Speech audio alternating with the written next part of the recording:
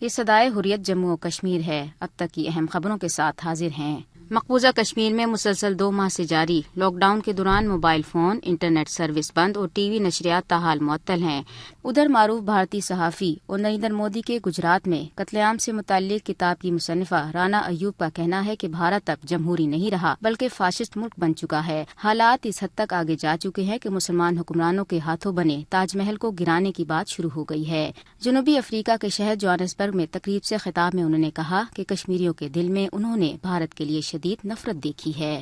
مقبوضہ کشمیر میں بھارتی جبر و تشدد کو 2 ماہ ہو گئے۔ امریکی اخبار نیو یارک ٹائمز نے مقبوضہ کشمیر کی صورتحال کی تصاویر بھی شائع کی ہیں۔ اخبار کے مطابق مظاہرے کرنے والے کشمیریوں کو شارٹ گن سے نشانہ بنایا جاتا ہے۔ بھارتی فوج نے ہزاروں افراد کو بلا وجہ گرفتار کیا ہے اور بدترین تشدد کا نشانہ بنا رہی ہے۔ وزیر اعظم پاکستان عمران خان نے کہا ہے کہ کشمیری عوام گزشتہ 2 ماہ سے اپنے گھروں میں قید میں ہیں۔ اگر اس طرح عیسائی، یہودی اور دوسرے غیر مسلم گھروں میں قید کر دیے جاتے تو دنیا میں طوفان کھڑا ہو جاتا۔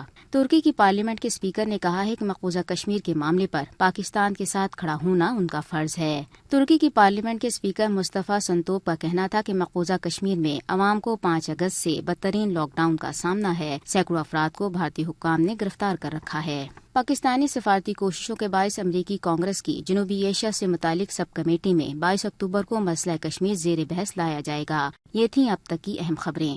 مقبوضہ جموں کشمیر پر بھارتی لاک ڈاؤن، جبر اور مواصلاتی بندش کو 60 دن ہو گئے۔ بھارتی کمیونسٹ پارٹی کی طرف سے کشمیری عوام کے ساتھ اظہار یکجہتی کے لیے آج دہلی کے جنتر منتر علاقے میں احتجاج ہو رہا ہے۔ اس حوالے سے کمیونسٹ پارٹی آف انڈیا کی معروف رہنما سچیتا دی کیا کہتی ہیں، آئیے سنتے ہیں۔ اگست 5 تاریخ سے کشمیر میں ایک طریقے سے کرفیو لگا کے بہت بڑا پیراملٹری فورس لگوا کے لیڈرز کو ڈیٹین کروا کے موبائل اور انٹرنیٹ سیوا کو ایک دم دھوست کر کے کشمیر سے جس طریقے سے آرٹیکل 370 اور آرٹیکل 35A ہٹوایا گیا، یہ پورا دیش اور پورا دنیا دیکھا۔ ہم نے دیکھا کس طریقے سے عام لوگوں کے زندگی کے ساتھ ساتھ کشمیر کے جو پورو مکھیہ منتری ہیں فاروق عبداللہ، عمر عبداللہ اور جو اپوزیشن لیڈرز ہیں، اسی کے ساتھ ساتھ ٹارچر اور ڈیٹینشنز عام کشمیری نوجوانوں کا یہ جاری ہے۔ زبردستی کشمیری جنتا کا جو آواز ہے اس کو کچلا جا رہا ہے۔ جب پروٹیسٹ ہو رہا ہے تب ہم دیکھ رہے ہیں کہ پیلیٹ گن سے لوگوں کے اوپر حملہ کیا جا رہا ہے۔ یہ تھی کمیونسٹ پارٹی آف انڈیا کی ایک اہم عہدیدار جو کشمیری عوام کے ساتھ اپنی ہمدردی کا اظہار کر رہی تھی، تاکہ کشمیری عوام پر یہ جو بھارتی لاک ڈاؤن اور جبر ہے یہ ختم کیا جائے اور کشمیری عوام کے ساتھ انصاف ہو۔